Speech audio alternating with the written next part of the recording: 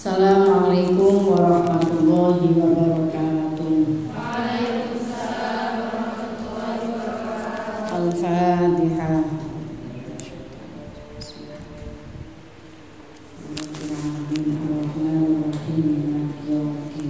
Iyyaka na'budu wa iyyaka nasta'in ihdinas siratal mustaqim siratal ladzina an'amta 'alaihim ghairil maghdubi 'alaihim waladdallin.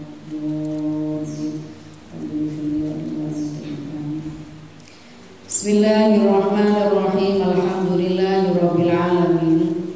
Wassalatu wassalamu ala sayyidil mursalin wa ala alihi wa sahbihi ajma'in.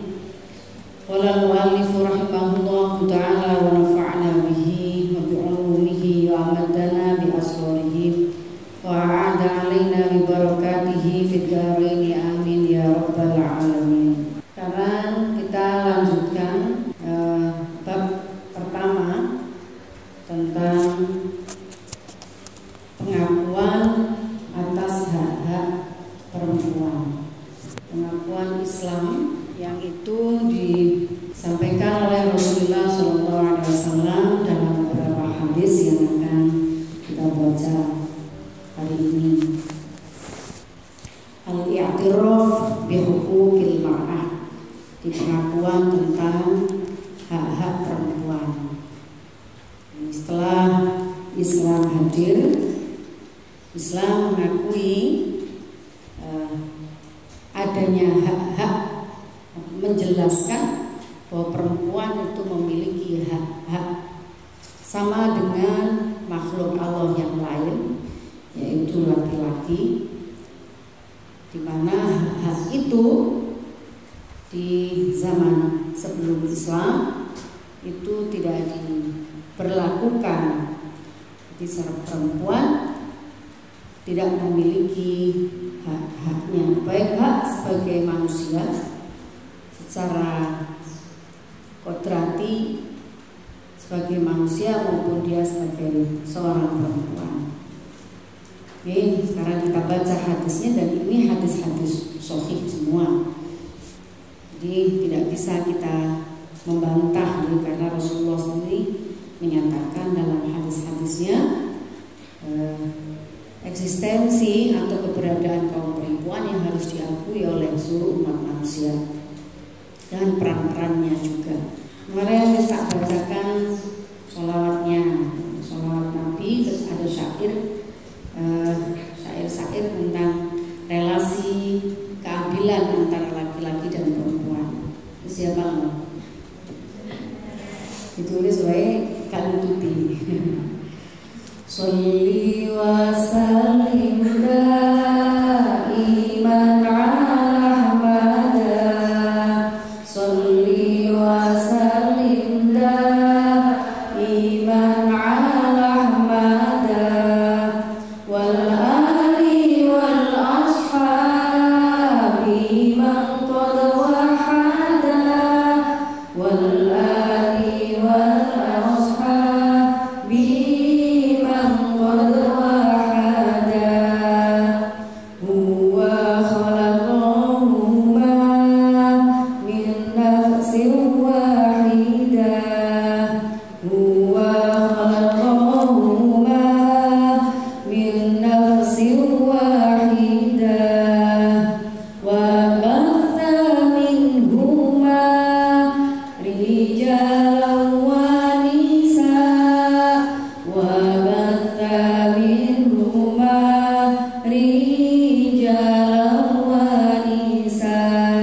Ya Allah menciptakan laki-laki dan perempuan dari satu jiwa, lalu melahirkan dari mereka, menebarkan dari mereka berdua banyak laki-laki dan banyak perempuan. Innahu lana'ish hayatan thayyibah, innahu lana'ish hayatan thayyibah, illa bijuhdina rijalan wa nisa, illa bijuhdina rijalan wa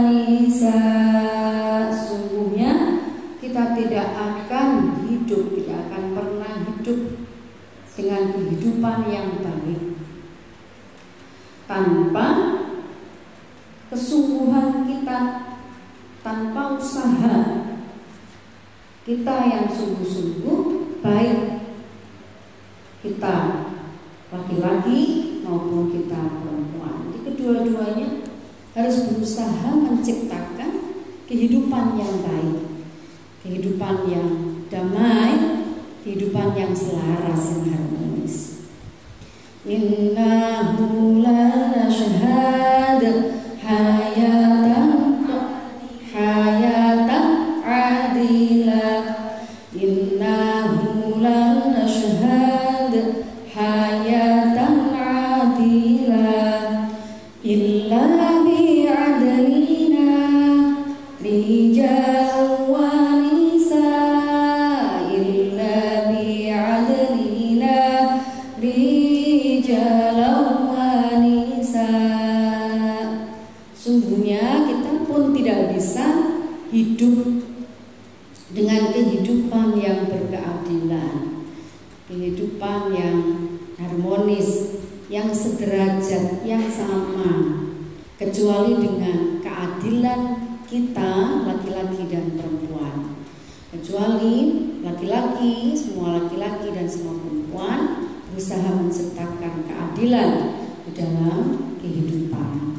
Nah, mereka berusaha yang sama, perempuan juga berusaha menciptakan kehidupan yang baik, kehidupan yang berkeadilan, kehidupan yang setara, dengan tujuan yang sama, sama-sama ingin menjadi makhluk Allah yang paling bertakwa di hadapan Allah Subhanahu wa Ta'ala. Sama-sama ingin mengapresiasikan semua kemampuannya, kemampuan yang dimiliki, mewujudkan, mengamalkan ilmu yang dimiliki, apa saja yang ia miliki diperankan untuk kehidupan, untuk kebaikan kehidupan manusia. Kalau sama-sama seperti ini, insya Allah akan tercipta kehidupan yang rukun, adil, damai, sejahtera. Karena semuanya berperan dengan perannya masing-masing dan mengapresiasi peran sesama umat manusia. Innahu la nashhad hayatan thayyibah hayatan adilah. Jangan ngantuk salah nomor. Illa bi'adlina rijal wa nisa, illa bi'adlina rijal wa nisa. Prinsip keadilan bersama, laki-laki maupun perempuan bersungguh-sungguh menciptakan keadilan, kesetaraan, kedamaian, sama-sama mengakui peran masing-masing dan mengapresiasi peran masing-masing. Nah, dilanjutkan babun fil i'tiraf bi huquqil mar'ah. Babun utawi iki bab fil i'tiraf dalam ngakoni bi huquqil mar'ati kelawan pira-pira hake wong wadon. Ani dia Abbasin radhiyallahu anhu qala nika sapa Ibnu Abbas radhiyallahu anhu. Qala dawu sapa Umar bin Khattab radhiyallahu anhu, kunna fil jahiliyati la na'udu an nisa syai'an. Falamma ja'a al-islamu wa dzakarahunna Allah ra'ayna lahunna bidzalika alaina haqqan. Kita kunna ana sapa kita fil jahiliyati dalam zaman jahiliyah iku la na'udu ora milang-milang kita. Ora milang-milang itu tidak memperhitungkan anisa yang biro-biro itu. Falamma ja'a tatkala yen teko apa Islam ada karohuna lan nutur guna ing nisa sapa Allah. Roaina mongko ningali kita lahunna marang nisa bidzalika kelawan mengkono-kono dakarohuna Allah alaina ing atase kita iku hakon ing hak. Sidina Umar Ibnu Khattab dawuh kata, di zaman jahiliyah kita ya masyarakat masa itu, di lingkungan sosial budaya masa itu, seluruh umat manusia masa itu tidak pernah mempertimbangkan perempuan, keberadaan perempuan. Lalu saat Islam datang dan Allah menyebut-nyebut perempuan di dalam Al-Quran, Rasulullah juga menerangkan, menjelaskan tentang Al-Quran, di mana Al-Quran itu juga banyak menyebut tentang perempuan-perempuan. Bahkan ada nama-nama perempuan yang diabadikan dalam Al-Quran, istri Rasulullah dan Asia, istri Fir'aun, ya, itu nama-nama perempuan yang diabadikan dalam Al-Quran, termasuk Maryam, Siti Maryam. Jadi ada beberapa nama yang justru dimunculkan oleh Allah dalam Al-Quran. Itu berarti menunjukkan bahwa perempuan itu diakui oleh Islam dan dijunjung tinggi derajatnya oleh Islam. Ra'ina lahu nabidzalika alaina haqqan. Lalu kita paham, kemudian kita paham bahwa perempuan itu juga memiliki hak, karena Islam menjelaskan dan diterangkan oleh Allah juga di dalam Al-Quran.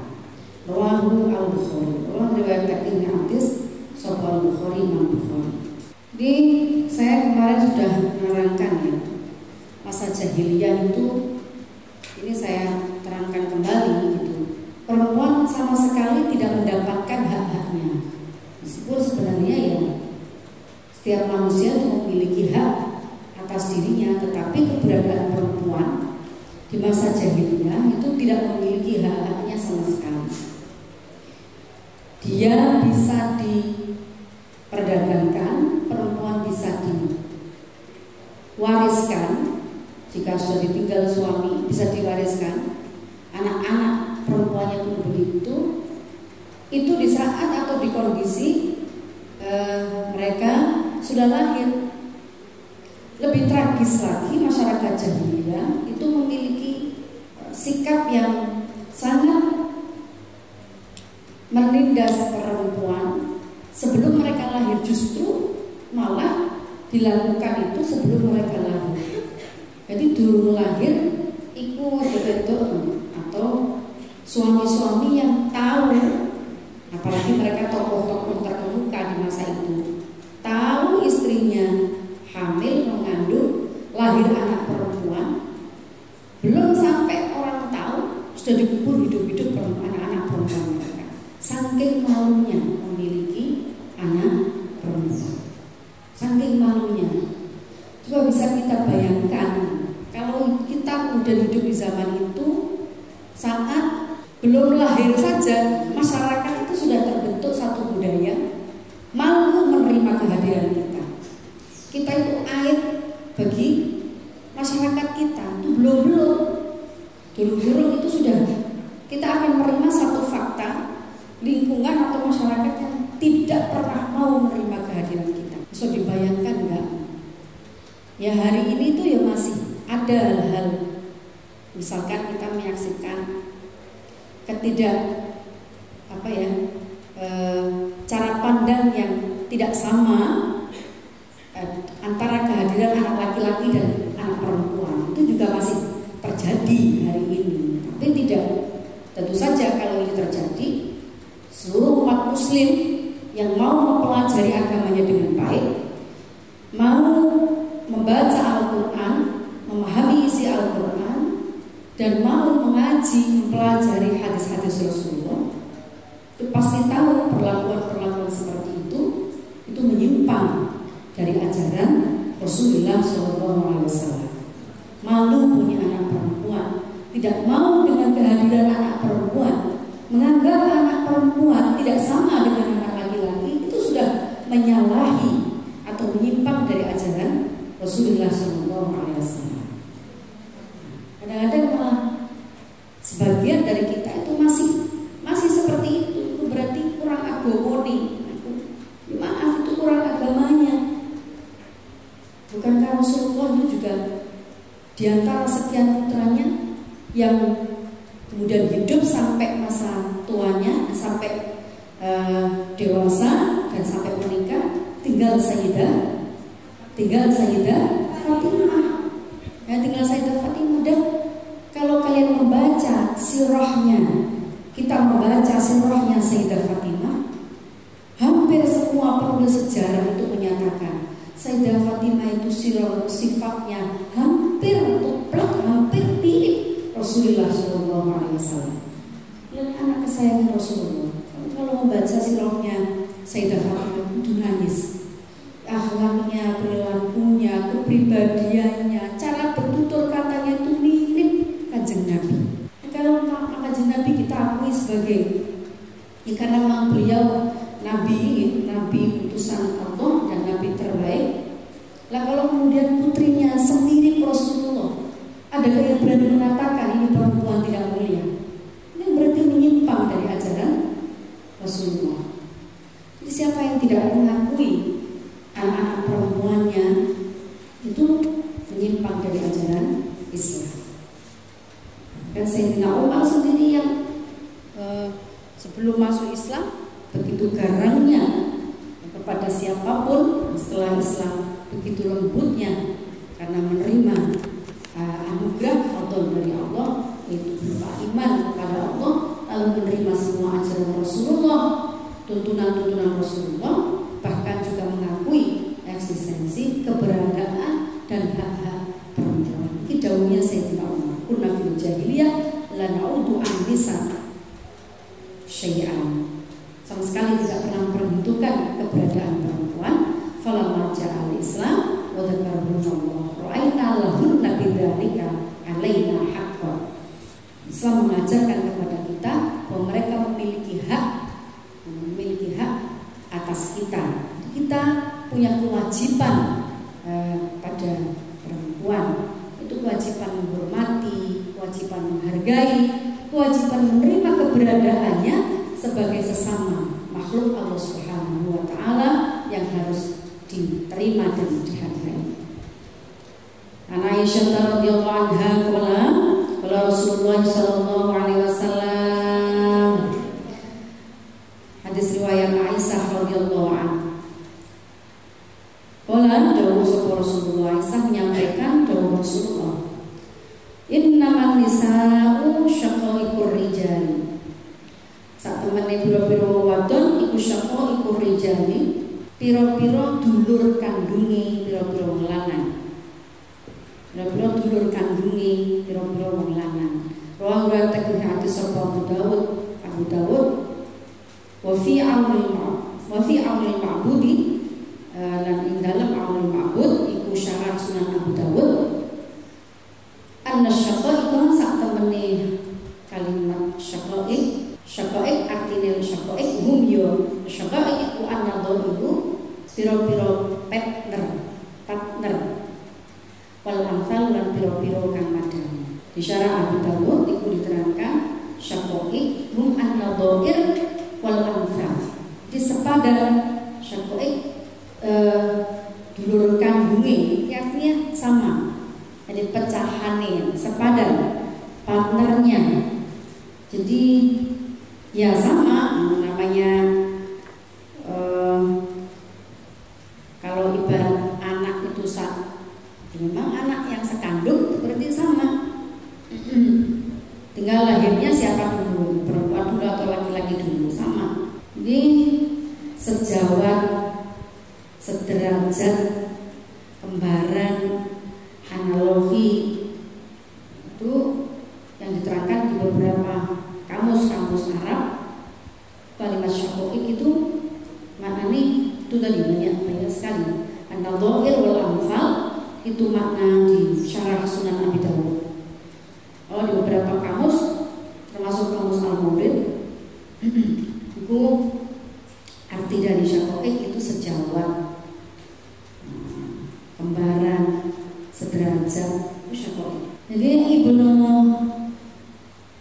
menurut Abdul Halim Abu Syuqqah, seorang penulis kompilasi teks-teks hadis mengenai hak-hak perempuan. Teks hadis ini merupakan rujukan dasar bagi prinsip kesederajatan atau musawah antara laki-laki dan perempuan. Hadis yang diriwayatkan Sayyidah Aisyah, innaman nisa'u syaqaiqur rijal, menurut Abdul Halim Abu Syukoh, ini hadis dasar yang merupakan hadis referensi utama bagi prinsip musawah, kesederajatan antara laki-laki dan perempuan. Kalau sederajat, maka laki-laki dan perempuan itu memiliki hak-hak yang sama. Apa itu? Hak-hak untuk hidup bermartabat, hak untuk hidup menjadi orang yang layak mulia, sama-sama layak mulia. Saya sampaikan kemarin surat Al-Hujurat, ya ayyuhan nasu inna khalaqnakum min dzakarin wa untha wa ja'alnakum syu'uban wa qabaila lita'arafu inna akramakum 'indallahi atqakum. Tidak ada di situ. Kum itu berlaku bagi laki-laki dan perempuan. Tidak ada di situ lebih mulia satu jenis kelamin tertentu, yang kelamin yang lain tidak lebih mulia atau lebih di bawah derajatnya. Tidak ada. Namanya masing-masing punya hak mendapatkan martabatnya atau memperoleh martabat yang tinggi di hadapan Allah Subhanahu wa taala, dan martabat yang sama-sama tinggi di hadapan seluruh sesama manusia. Punya hak yang sama. Tergantung akramakum inna akramakum indallahi atqakum. Ini tergantung bagaimana tingkat ketakwaannya di hadapan Allah Subhanahu wa taala. Di hadapan manusia yang lain, ya bagaimana peran dia dalam memaksimalkan diri mengisi kehidupan. Maka orang lain yang akan melihat, kita semua yang akan melihat siapa yang layak mendapatkan martabat sosial yang tinggi di hadapan manusia yang lain. Pada akhirnya kita mengakui bahwa kalau diberi peran diberi kesempatan yang sama, ya, maka mereka akan memaksimalkan peran masing-masing sehingga bisa menempatkan diri mereka diakui oleh Allah Subhanahu wa taala dan diakui oleh makhluk atau umat manusia. Hak untuk hidup bermartabat menurut Abdul Halim, hak untuk beragama, hak untuk berpolitik, hak untuk berkeluarga, beraktivitas di ruang-ruang publik. Bersyukurlah kita tinggal di Indonesia, di mana kehidupan masyarakatnya kita melihat secara umum itu ya egaliter lah. Perempuan tidak dikungkung di dalam rumahnya, tidak boleh beraktivitas, tidak juga kita juga memiliki hak yang sama untuk bisa belajar setinggi-tingginya. Artinya ini berkat kegigihan ulama-ulama kita, ulama-ulama Sunni kita, khususnya ulama-ulama Nahdlatul Ulama, ya, dengan pemikiran beliau, dengan ilmu-ilmu kealiman beliau, mengusung dawuh-dawuh Rasulullah, membumikan dawuh-dawuh Rasulullah, dengan tetap menghargai budaya setempat. Ini terwariskan ke kehidupan yang sampai saat ini bisa kita nikmati. Meskipun kadang-kadang kita ya tetap masih merasakan perbedaan-perbedaan itu, tetapi secara umum bangsa Indonesia itu tidak melakukan sikap-sikap pembedaan itu. Nah, kadang-kadang itu dilakukan atau terjadi justru di wilayah-wilayah kebijakan-kebijakan khusus, di wilayah-wilayah khusus itu. Misalkan satu kebijakan yang tidak berpihak kepada perempuan, atau satu lingkungan yang itu jelas terlihat sekali sangat membedakan peran perempuan. Kalau disuruh sama persis jelas tidak mungkin. Ada perbedaan yang itu perbedaan kodrati, perbedaan alami. Memang itu sunnatullah. Perempuan secara biologis, secara seksual, secara biologis, kalau bicara seksual ojo terus pikiran yang enggak ya. Jadi ini secara fisik itu atau fungsi-fungsi seksualnya atau organ tubuhnya itu berbeda dengan laki-laki. Memang Allah menciptakan sunnatullah berbeda.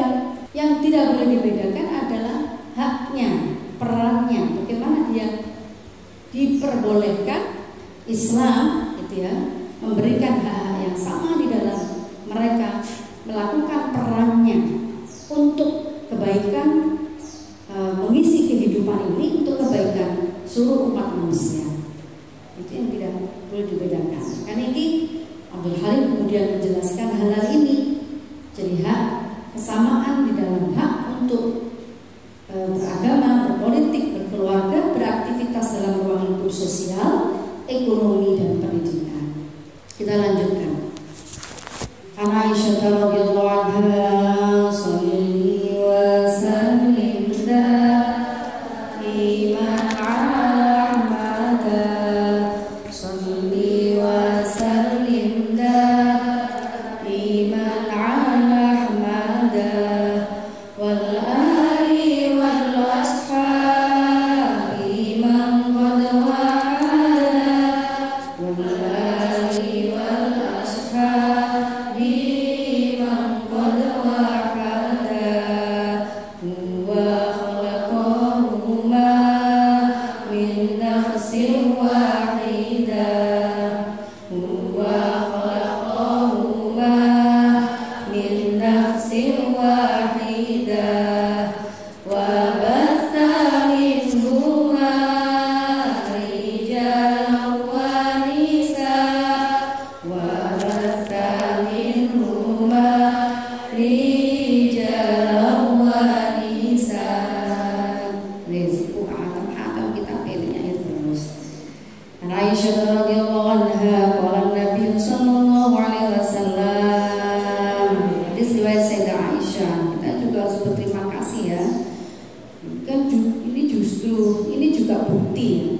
Rasulullah yang bernama Sayyidah Aisyah banyak meriwayatkan hadis, ribuan hadis yang lahir dari Sayyidah Aisyah. Maksudnya daun-daun Rasulullah yang kemudian disampaikan oleh Sayyidah Aisyah.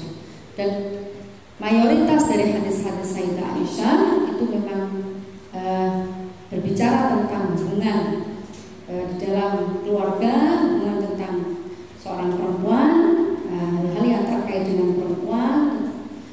Walaupun ya ada beberapa hadis yang di luar itu, tetapi memang banyak dari hadis-hadis riwayat Sayyidah Aisyah itu yang terkait dengan hubungan suami istri, hubungan di dalam keluarga dan peran-peran perempuan.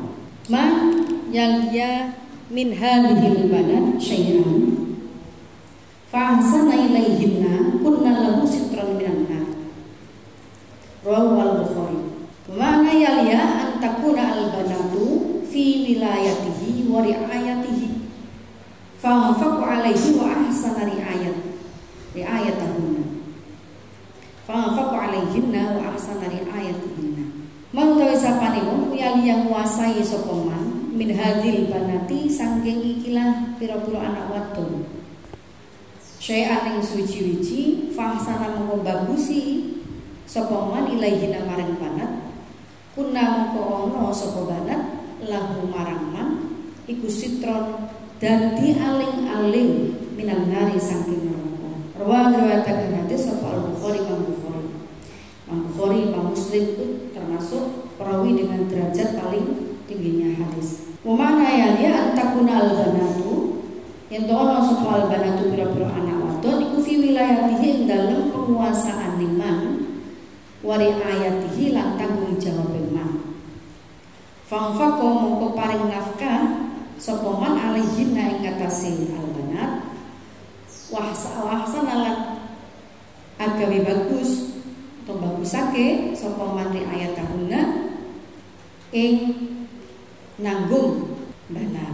Jelas Rasulullah mengatakan dawuh barang siapa memiliki atau menanggung anak-anak perempuan lalu dia berbuat baik kepada anak-anak perempuannya. Siapa memiliki anak perempuan lalu dia berbuat baik terhadap anak-anak perempuannya, kunna lahu sitron minan nar, maka anak-anak perempuan ini akan menjadi penghalang dia dari api neraka.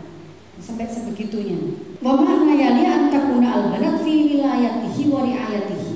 Jadi siapa yang punya anak perempuan yang itu di dalam tanggung jawab dia, di dalam penguasaan dia, ini bisa kita katakan sapa wong duwe anak wedok, atau dia punya tanggungan anak-anak perempuan, sekalipun itu bukan anaknya,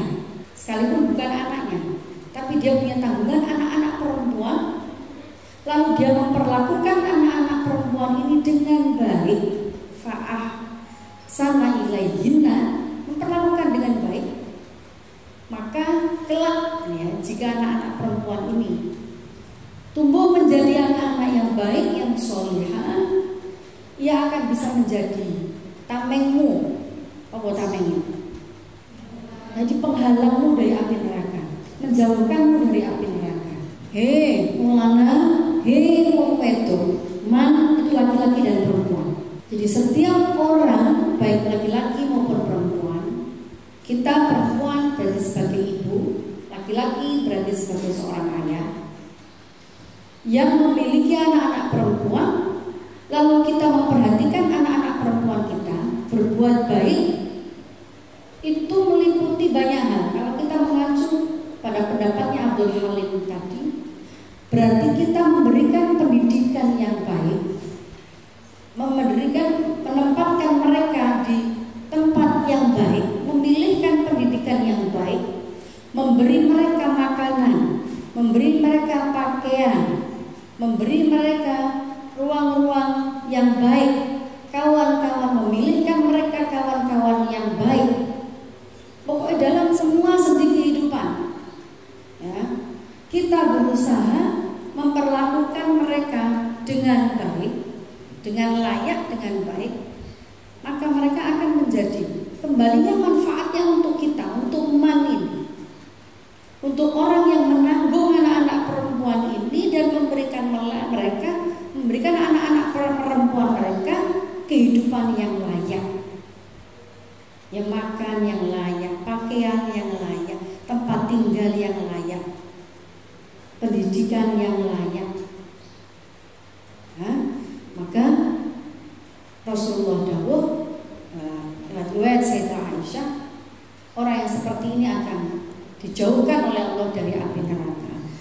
Nah, ini merupakan satu ibadah yang luar biasa diapresiasi oleh Islam, dan itu diapresiasi juga oleh Rasulullah SAW, sampai mereka anak-anak perempuan yang diperlakukan seperti itu kelak bisa menjadi penolong mereka di akhirat.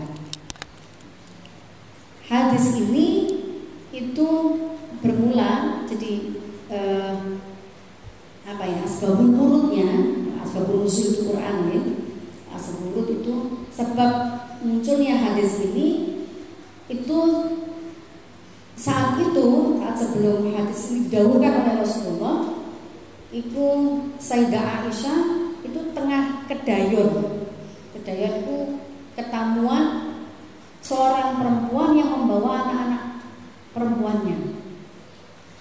Ono wong teko nang daleme Sayyidah Aisyah, terus dia mengadu kepada Sayyidah Aisyah sulitnya hidupnya.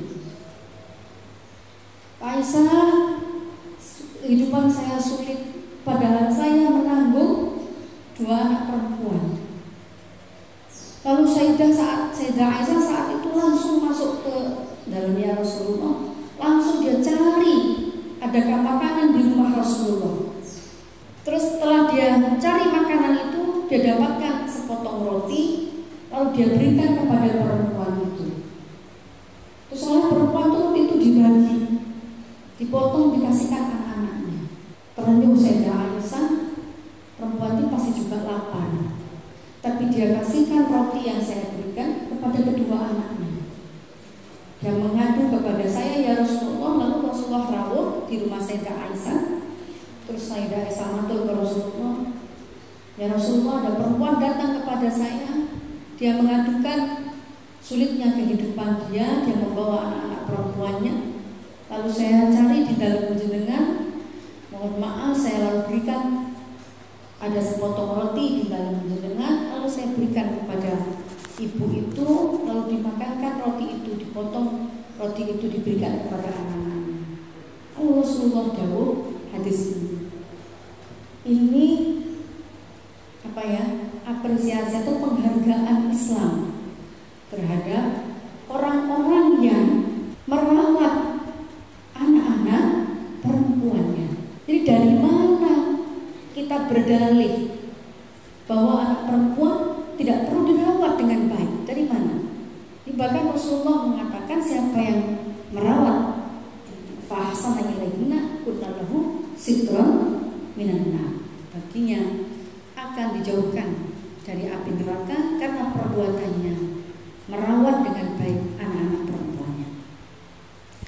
An Abi Burdah an Abi radhiyallahu anhu qala Rasulullah sallallahu alaihi wasallam ayyuma rajulin kanat indahu walidah fa'allamaha fa ahsana ta'limaha wa adabaha fa ahsana ta'dibaha thumma a'taqaha wa tazawwajaha falahu ajrani. Sama garis bawah ini, falahu ajrani. Ayyuma rajul tawi didine lanang kanat ono iku indahu ing dalem rajul sapa walidatun anak wadon. Di sini termasuk di dalamnya karena masa itu masih ada masa perbudakan, jadi budak wadon. Kalau sekarang perbudakan dalam konsensus negara-negara di dunia sudah dihapuskan, tapi masih banyak anak-anak terlantar di muka bumi ini, dan banyak juga keluarga yang menghidupi anak-anak terlantar itu, mengambil anak-anak terlantar kemudian dihidupi. Ini masuk di dalam walidah. Siapa yang punya anak perempuan atau anak-anak kandung perempuan atau anak-anak menanggung anak-anak perempuan yang sekalipun bukan anak kandungnya, fa'allamaha nuli ulang sopo mulangi sopo rojul ha'in walidah fa'asana mengko bagusi sopo rojul taklimaha ing belajari walidah wa adabaha lan didik akhlaki walidah, didik akhlaki sapa rajul hae walidah, tegese didik akhlaki anake wedok fahsana mengko bagusi sapa man takdibaha ing didik walidah ing pendidikane walidah. Tuma taqwa muli merdekaake. Jadi walidah di sini kalau ada kalimat taqwa berarti lebih kepada budak perempuan atau anak-anak perempuan yang dalam tanggungan laki-laki. Tuma taqwa wa tazawwajaha lalu lan ngerabeake sapa rajul ha ing walidah falahu mukal kedua rajul ajroni utawi ganjaran loro. Ajroni utawi ganjaran loro. Siapa yang mendidik anak perempuannya atau budak perempuannya, sekarang tidak ada perbudakan saya sampaikan tadi, tapi mendidik anak-anak perempuan yang terlantar, terus memberikan, mengajari ia, memerdekakan ia, tegese memperlakukan ia seperti perempuan merdeka, seperti anak-anaknya dididik sama, diulang ngaji podo, di sekolah no podo, diparingi pakaian, diparingi makanan sama walaupun bukan anak kandungnya, dia mau melakukan itu falahu ajrun, dawuh Kanjeng Nabi, baginya 2 pahala. Di satu pahala karena pahala yang pertama karena dia sudah melakukan kebaikan-kebaikan kepada perempuan ini, pada anak-anak perempuan yang dalam tanggungannya ini sampai menikahkan anak perempuan ini. Yang kedua karena dia, untuk pahala yang kedua karena yang diperlakukan seperti ini adalah anak perempuan. sampai Nabi dawuhno falau ajrun. Ya karena yang diperlakukan ini adalah anak perempuan. Yang kedua, pahala atas kebaikan-kebaikan dia merawat, mendidik, memerdekakannya dan sampai menikahkannya.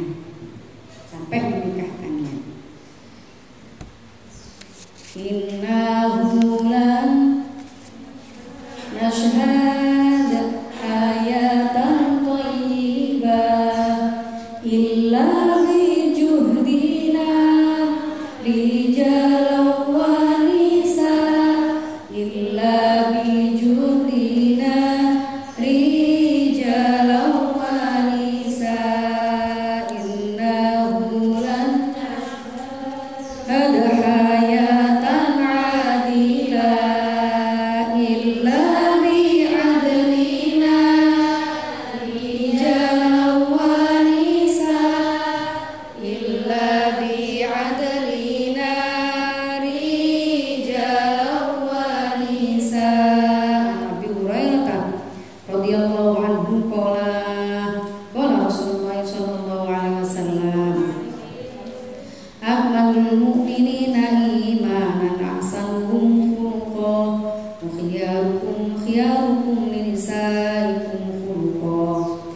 Akmalul mu'minina utawi paling sempurnane pira-pira mukmin apane imanan imane iku ahsanuhum paling apik-apike mukminin iku ahsanuhum apik-apike mukminin apane khuluqan akhlake.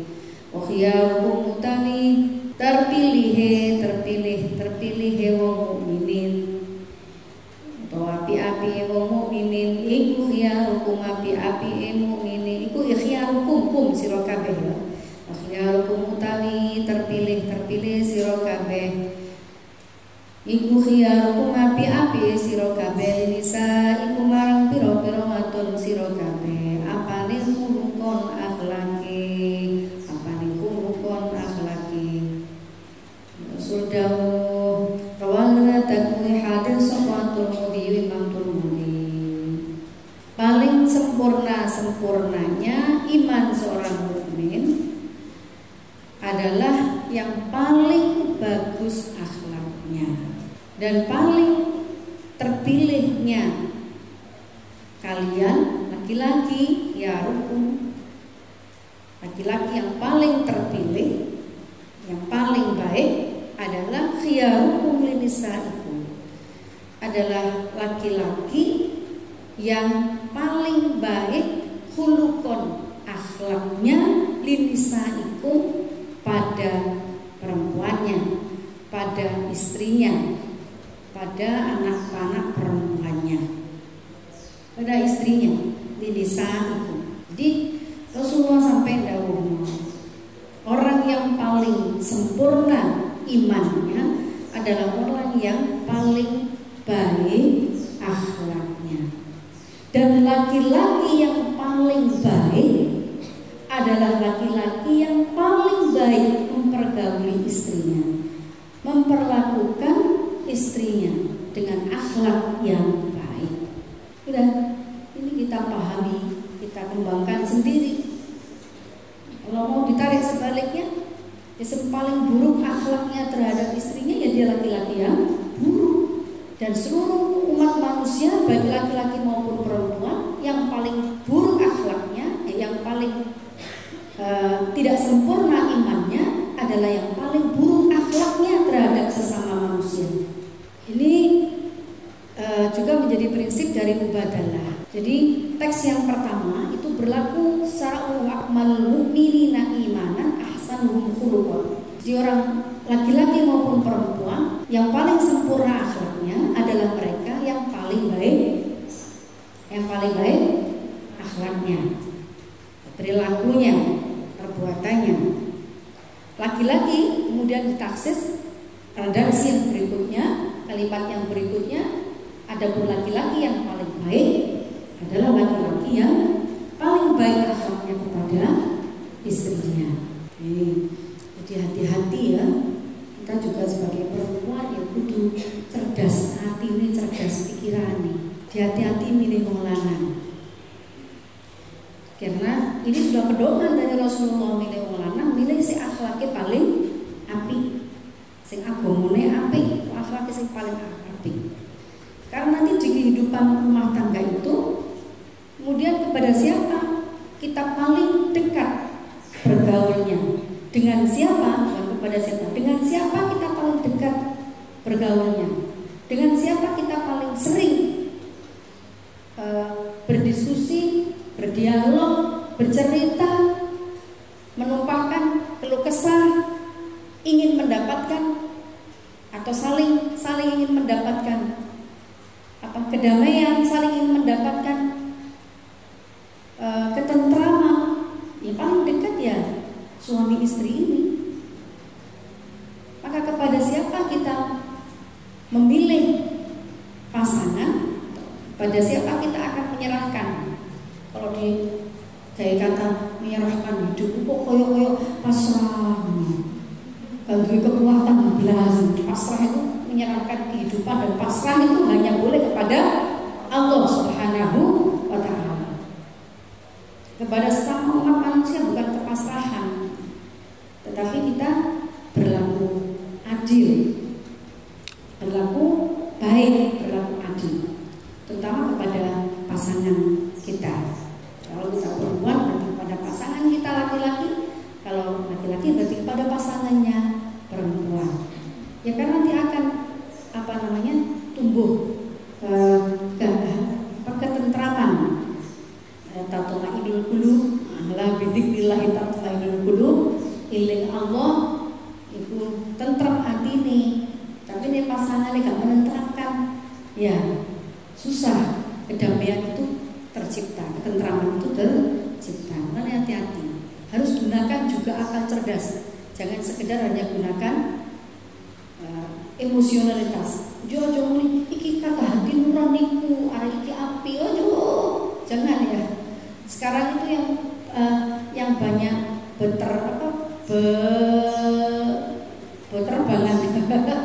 yang banyak bertaburan itu casing-casing. Ini casing-casing sing api ya. Jadi hati-hati. Tanyalah kepada orang-orang di sekitarnya, tanya kepada tetangganya, bertanya kepada orang-orang yang paham dia, gurunya, warganya atau temannya. Tanya dulu, karena sekarang itu kehidupan itu manipulatif ya, banyak casing-casing palsu kehidupan. Kalau sampai keliru memilih pasangan, ya sudah, kiamat sudah lebih dahulu hadir di kehidupan kita. Rawahu Tirmidzi. An Abi Hurairah radhiyallahu anhu qala jaa rajulun ila Rasulillah sallallahu alaihi wasallam faqala man ahaqqun nasi bi husni sahabati man tawisapani wa ahaqqun nasi luwe berhak hadir manusa bi husni sahabati kelawan api-api kekancan ingsun wala dawu sapa Rasulullah sallallahu alaihi wasallam umuka ya ibumu wala matur sapa rajulun tumama nuli sinten ya Rasul wala dawu sapa Kanjeng Nabi tumma umuka ibumu wala takon sapa rajulun tumama nuli sinten wala matur wala dawu sapa Rasulullah tumma umuka ibumu wala tumma wala takon maneh sapa rajul takon sapa rajul tumma nuli sinten wala dawu sapa Rasulullah tumma bukan nuli bapakmu ayahmu abahmu rawang riwayatake hadis sapa Muslim Imam Muslim. Ya, itu sudah hadis yang sangat sering kita dengar ya, muka tumma abuka.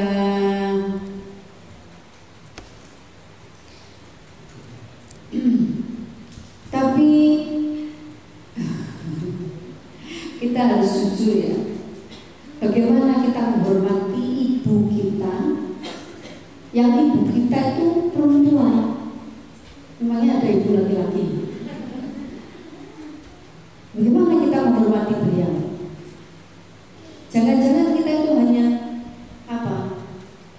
hanya ingin diakui sebagai anak yang sayang ibunya, terus yang kita lakukan hanya lip song, bikin lagu-lagu, kemudian kita hanya bikin kejutan-kejutan di event-event tertentu, event hari ibu, setahun pisan tok. Terus mengungkapkan cinta yang kasih sayang yang ya sok tulus itu dan berlebihan kadang-kadang hanya di event-event tertentu pada ibu kita. Sudah, ini kita harus jujur melihat ini seperti apa kita telah menjalani, kita telah melakukan apa yang didhawuhkan oleh Rasulullah SAW dalam dawuhnya umuka thumma abuka. Kalau mau muhasabah diri, lebih banyak mana hari-hari kita buat untuk menjengkelkan ibu kita, membuat beliau resah daripada kita membahagiakan mereka. Ini hadis Rasul dan ini hadis sahih dan kita tahu dan kita menghargai hadis ini. Tapi apakah kita menghargai ibu kita sebagaimana Rasulullah menghargai keberadaan perempuan yang bernama ibu? Kita sudah merasa menghargai ibu kita saat kita sesekali memberi beliau hadiah yang sebenarnya hadiah itu tidak cukup membahagiakan beliau. Maka berarti apa yang perlu kita lakukan untuk kita bisa menerapkan, menjalankan hadis Rasulullah dalam kehidupan sehari-hari? Ada banyak hadis tentang birrul walidain, berlaku yang baik, berkata-kata yang baik.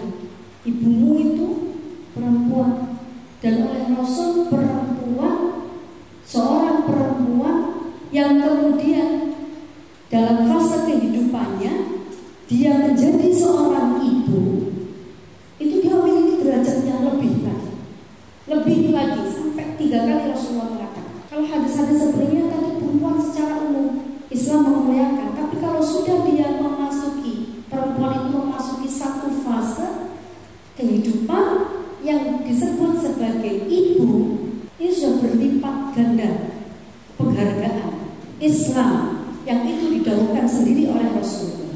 Maka berarti yang kudu kita lakukan ya demikian pula kalau kita memperlakukan perempuan yang lain, perempuan dalam arti kita memperlakukan saudara perempuan kita dengan baik, sahabat perempuan kita sampai dicurhati sembarangan.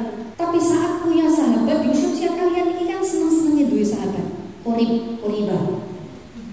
Itu sampai sembarang sahabat itu ngerti ketimbang ibu sahabatnya lebih mendapat perhatian dari kita, sahabat kita lebih mendapatkan perhatian dari kita, lebih banyak mendapatkan curahan kasih sayang kita ketimbang ibu kita.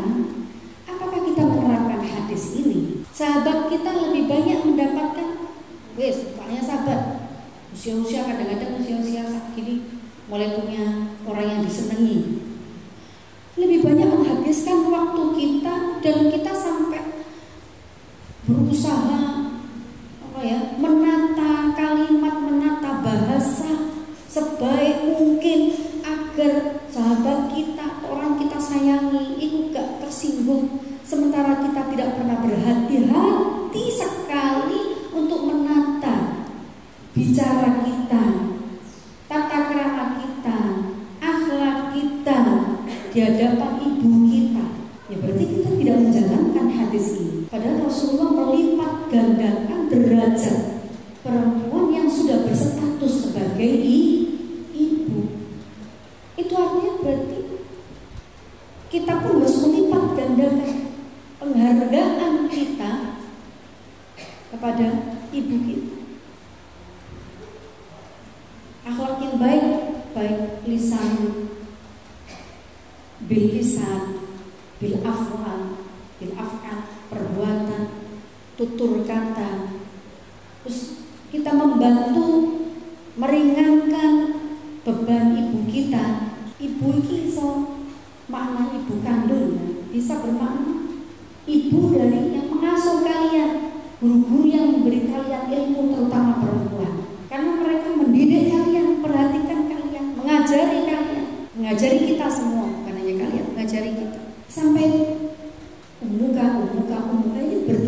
derajat Rasulullah menempatkan posisi atau menghargai perempuan yang berstatus seorang ibu. Termasuk juga memberikan, meringankan beban-beban beliau, tidak menambah penderitaan beliau. Banyak banyak curhat sing enggak, itu menambah beban beliau. Kemudian membantu pekerjaan beliau, meringankan tugasnya. Pada anak laki-laki, kepada seorang suami, karena tingginya derajat ibunya, termasuk menghargai ibunya, itu bukan hanya sikap fisik yang ditunjukkan dengan baik, tetapi tadi itu meringankan beban-beban beliau, termasuk ngopeni atau membelanjakan harta untuk kepentingan kesehatan beliau. Pada seorang ibu, pada seorang istri, berbuat baik termasuk juga mengalokasikan anggaran untuk kesehatan perempuan-perempuan istrinya, untuk kesehatan reproduksinya, alat reproduksinya. Perempuan reproduksi itu seperangkat alat yang yang diciptakan oleh Allah untuk tempat bersemayamnya janin, kemudian sampai melahirkan, gitu ya, reproduksi. Kita juga harus memperhatikan sampai ini, berbuat baik terhadap perempuan, memperhatikan kesehatannya, memperhatikan kesehatan alat reproduksinya. Ya, kita semua berkewajiban untuk sampai ke sana, kita berpikir tentang bagaimana berbuat baik terhadap ibu, terhadap istri, terhadap anak perempuan yang dia menapaki fase menjadi seorang ibu. Itu kok unggah-ungguh fisik bukan, tapi apakah kita memperhatikan kesehatan ibu kita, kesehatan istri kita, kesehatan anak perempuan kita. Itu juga bagian dari hal-hal yang perlu kita perhatikan dari yang disebut dengan berbuat baik terhadap perempuan, khususnya ibu. Aisyah radhiyallahu anha qalat, itu hadis lagi. Qala Nabi sallallahu alaihi wasallam li Fatimah alaiha assalam, marhaban bi ibnati. Wa qala Ummu Hani radhiyallahu anha, dawuh sapa Nabi li Fatimah marang Fatimah, alaiha kuwi ngatasi Fatimah putri Nabi, assalamu alaikum rahmat Allah. Bagaimana Nabi dawuh marhaban bi ibnati, marhaban selamat datang sugeng rawuh bi ibnati kelawan anak ingsun. Waqala ngendika sapa Ummu Hani radhiyallahu anha, jitu ila Nabi sallallahu alaihi wasallam.